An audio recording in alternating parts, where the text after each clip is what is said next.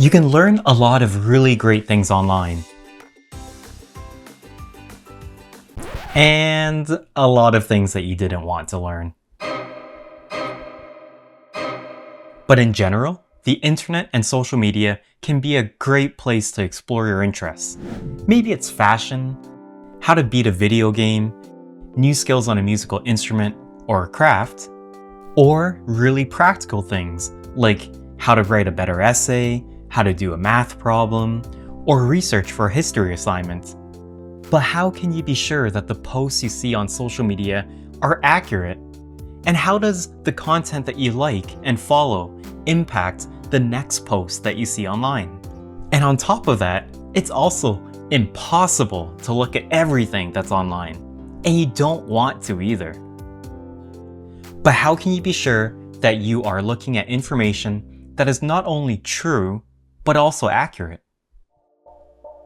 To help us answer these questions, we're meeting with Sarah, a researcher.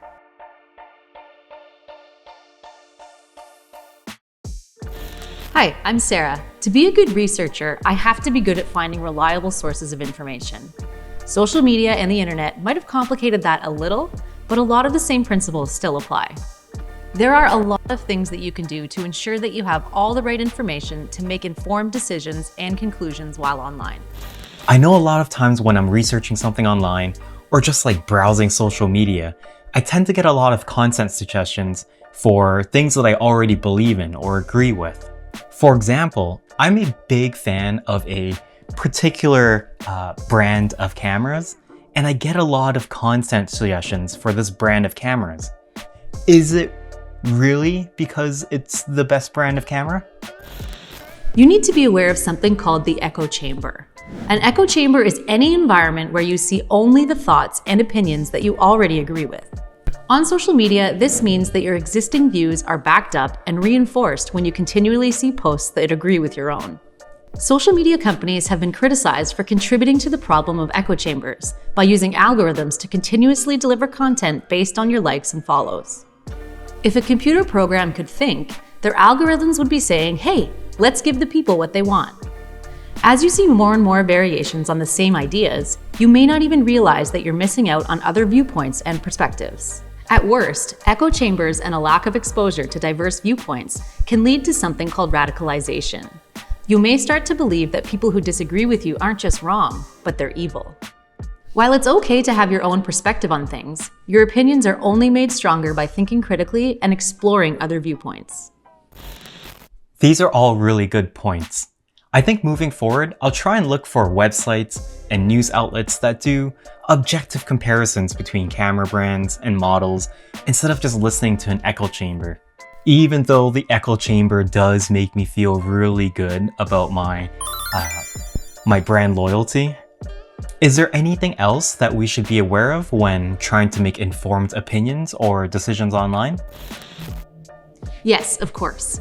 Other factors that can contribute to online echo chambers are cognitive biases, a thought process where people simplify and filter information through their personal experiences, and confirmation biases, which happens when people look for information that backs up what they already believe and downplays or disregards anything that contradicts it.